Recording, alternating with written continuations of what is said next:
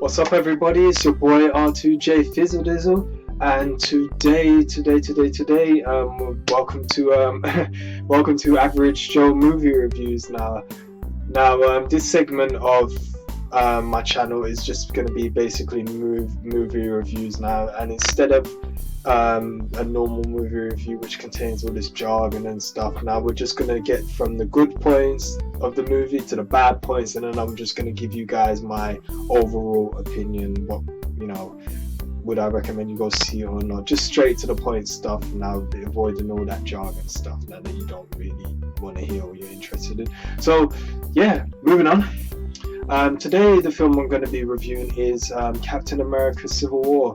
Now, I went to see this movie a few days ago now, and I can honestly say I had medium expectation when I went to go and see it. I was like, oh, I've seen a few trailers. The movie looked like it was going to be really, really good. It made me really want to see the film. And I can honestly say that, did it live up to the expectations? It was okay. It was okay. It wasn't like I didn't have like amazing really high expectations. I was just like, I quite like to go into a film without too much expectation, but at the same time I was excited because I'm a big comic book fan, and I'm a big fan of Marvel and all their work as well, so I was really looking forward to this. But yeah, now the good things that I liked about the film was, I would say it definitely had a good story. So if you guys you've obviously probably looked up the premise of this film. Now basically what it is now is you have the Avengers. It takes place just right after the incidents in the last Avengers film in Sokovia, whereas after that incident, now the government basically wants to bring in a new law, which means all superheroes have to be registered. Now where the division comes in is that you have Iron Man, aka Tony Stark, who's for the law basically, and then you have Captain America, who's more against it. He's just like, heroes should be heroes. And then the whole division comes in now because both of them are obviously, two different opinions and whatnot now, and riot insinuates. But yeah, I would say that the good thing was that the story was really well done, really well put together, and everything. It was really well told, really well directed. It made a lot of sense. Yeah, So another good thing I would say is the characters. We got to see some new characters along with some old faces as well.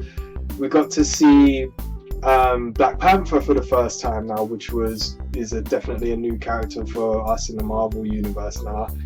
It was like you were finally getting to see Black Panther on screen, and he played the role really, really, really well. I mean, he had this whole ego about him, like that was this. He had this aura. It's just like, I'm an Prince from Africa.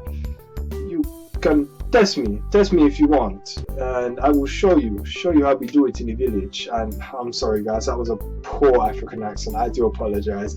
But yeah, he had this arrogance about him, but it was, you knew that he could back it up though. He had this way, you could back it up. You really did. It was like, yeah, I can back this up. He's arrogant, but you'll always find a way to back it up. We also got introduced to the new Spider-Man for the first time as well. We got to see Tom Holland play Spider-Man for the first time, and I can honestly say I really, really liked Spider-Man. He had this whole innocence about him that we haven't really seen from any of the other previous Spider-Mans now, and that the fact that he still had this like teenage way. He was, when he met Tony Stark, aka Iron Man for the first time now, it was like he was very awestruck and very like, oh my god, Iron Man's in my house, I can't believe it, I've seen you on TV, like what are you doing here, what do you want with me? He had this very innocence about him. It was a pleasure to see. It was so funny. It was really, really nice to see, because that's the kind of Spider-Man, the kind of geek, the geekness that we expect to see from Spider-Man. It really, really went down well for a treat for myself, I think, and for a lot of people as well. Yeah. we also, he was also like that around, all the rest of the Avengers and other characters as well, especially Captain America. But we'll move on from that. We also got to have a look at Ant-Man. We got to meet Ant-Man with the Avengers for the first time Now he was very comedic, just like how he was in his own standalone film now. When he saw Captain, there was this whole scene when he met Captain America, and he was like, really like, wow, Captain America, it's good to see you, good to see you, good to see you. And he literally couldn't stop shaking his hand now, started feeling up Captain America's chest and his biceps, and he's like, oh, you're strong. It was, it had this whole comedic value to the film now, which went down a treat, I think.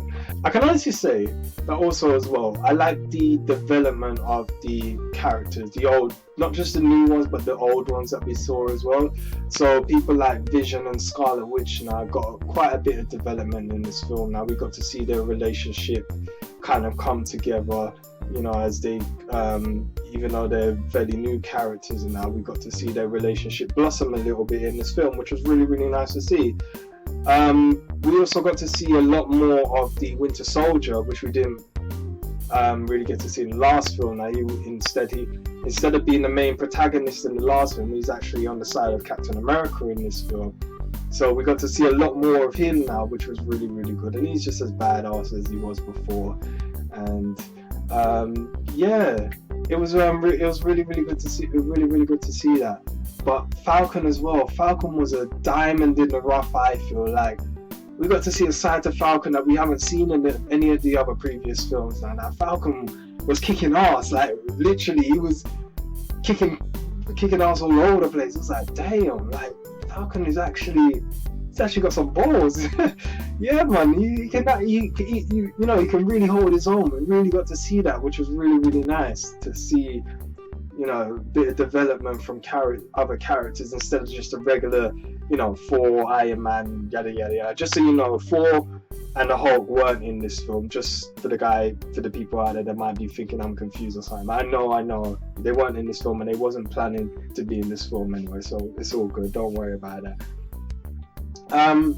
Now, as far as the things I didn't enjoy in this film, I would have to say the biggest thing for me was that the fight scenes, a lot of the fight scenes were so messy. Like, the way they were put together, the way it was all edited was just really, really messy. I mean, they were kind of like when they were fighting, I was like bang, bang, bang. And then there was a lot of like jump cuts from one, in the fights. Now, like, it was very, very hard to keep up with. Very, very, it got a bit confusing as well as you're watching it. You're like, hang on a minute, I swear you're punching 1 minute now, and the next minute you're on the floor the other. Like, you've gone flying back or something. It was, it was a little bit messy. Just didn't like it, and I haven't, not just me. I feel like we haven't seen it in a lot of the other Marvel films as well. We haven't seen a lot of that messiness now, but in this film, it just felt like there was a lot more than usual, and I was like, oh, that surprised me a little bit.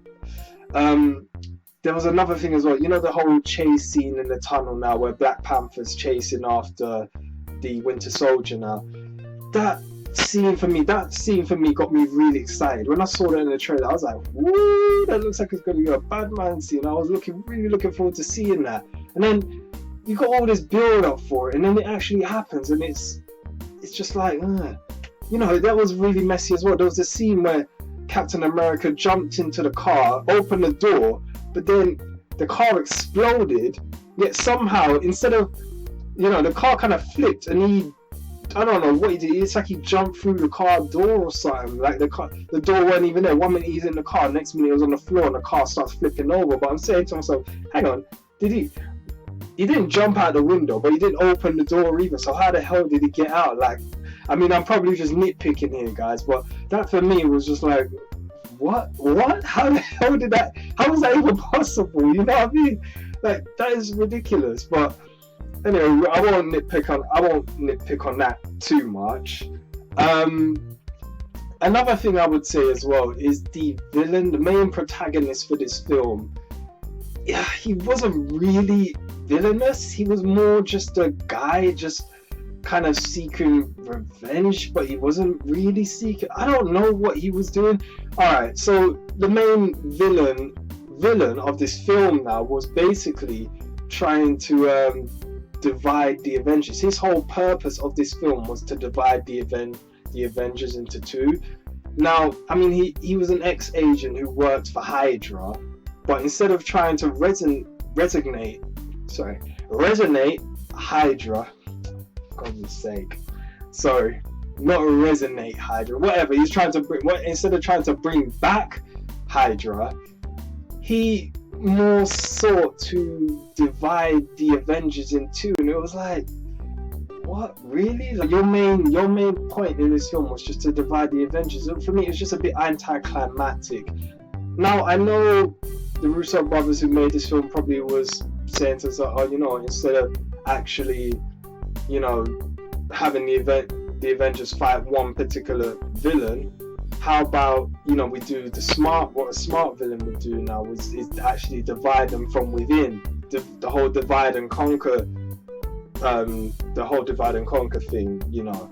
So yeah, which you know is smart in one sense, but at the same time it was like, meh, you know, it's a bit anticlimactic for myself. I just thought, I wanted to see a bit more from him, a bit more villainy rather than just that. Or maybe it's just building up to Infinite War. Maybe, perhaps we won't find out until the next film. Now, another thing I would say that really bothered me was the fact that there were certain characters who just kind of dared to just kind of make up the numbers. Like people like War Machine. Now he just seemed to be there just to kind of agree with everything that Iron Man was saying. And even when the whole fight scene came about, now it was like he was just there just to make up the numbers. Really, it was like, you know, don't get me wrong, he got a few shots in and whatnot, but it was just like, is this all you know, you're just there to make up the numbers. It was the same with Vision as well. I mean, they're more focused on the relationship between him and Scarlet Witch instead of actually him being part of the fight in the first place. So for me, I was like, especially with Vision now, we all know how strong he is. Like, I would have liked to personally seen a bit more of him in this movie.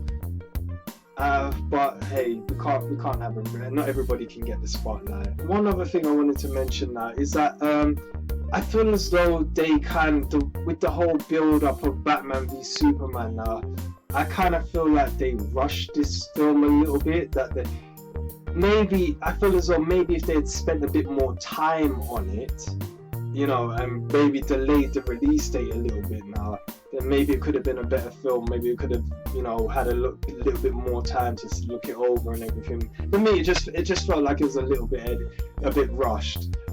And for that reason, I feel as though I'm going to give this film a 3.5 out of 5. It was okay. It was a good film. It was a good watch. I would go and see it again, but it wasn't, for me, it just wasn't the best Marvel film I've seen, especially with all the other ones that have been, you know, I've seen previously. I just didn't feel like, I felt like it was okay. It wasn't the best, but it was worth a watch anyway. I'd definitely say, you know, you would have to be familiar with the story itself now from either the previous movies or the comic books now, just so you can have a real idea of what the movie is, you know, with the direction it's going in. And so that was my review of this movie, guys. I hope you all enjoyed it. If you did, please hit that like button. If you want to subscribe to my channel as well, there's a subscribe button down below. And I will hope to come at you guys with some more movie reviews really soon. So I'm your boy R2J Fizzle Dizzle, signing out. Peace.